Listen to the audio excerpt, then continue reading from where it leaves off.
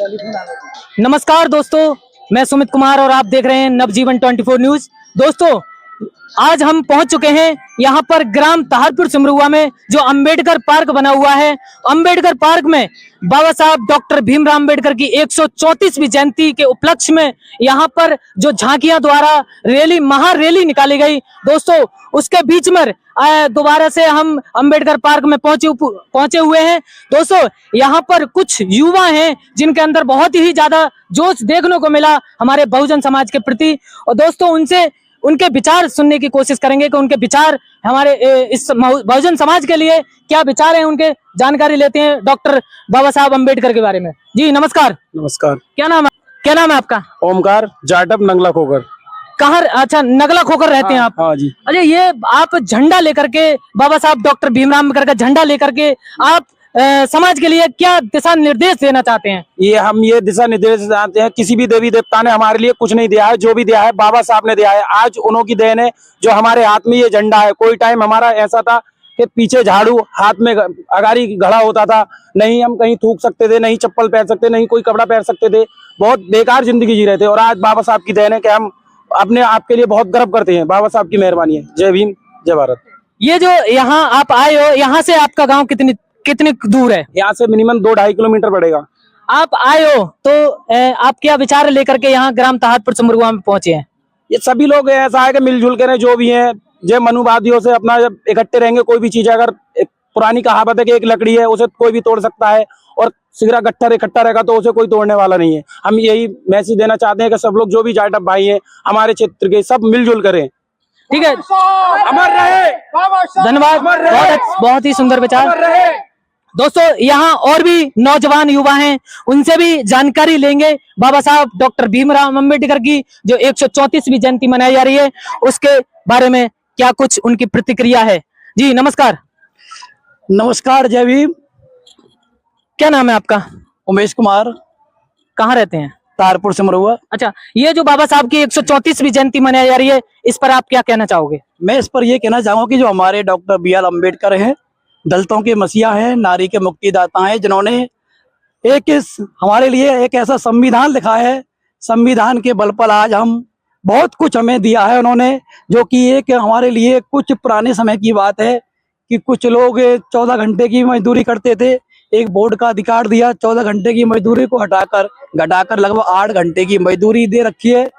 और जो हमारे बाबा साहब अम्बेडकर हैं, उनकी 134वीं जयंती आज हम बड़े ही धूमधाम से मना रहे हैं। और उनके 3 मूल मंत्र थे कि शिक्षित बनो, संगठित रहो और संघर्ष करो। सबसे हमारा पहला काम है कि हमें शिक्षा प्राप्त करनी है। यदि हमारे पास शिक्षा होगी तभी हम यानी संगठित रह सकते हैं। यदि हम संगठित हैं, उसके बाद भी हम संघर्ष कर सकते हैं, जो कि डॉक्टर बी आर अम्बेडकर की बल पर ही आज यदि कोई व्यक्ति कोट पहन रहा है या अच्छे कपड़े पहन रहा है, वो एक बाबा साहब अम्बेडकर की देन है और उनके संविधान की देन है। यदि जो हमारे एक शर्ट पर पेन लगी है, वो भी एक बाबा साहब की देन है। यदि हम अच्छे कपड़े पहन रहे हैं या अच्छी शिक्षा ग्रहण कर रहे हैं, वो भी एक बाबा साहब की ही बदौलत है, जिनके बाबा साहब के एक एक हम कर्जदार हैं।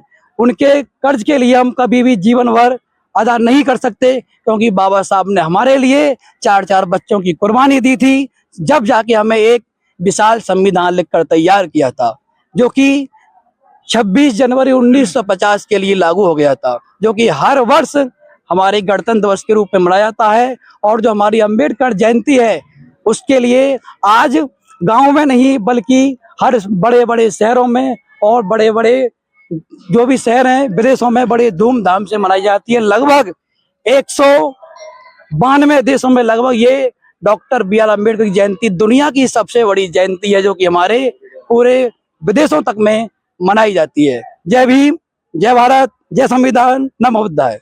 अच्छा, ये कितनी भी जयंती मनाई जा रही है? 134वीं जयंती मनाई जा रही है।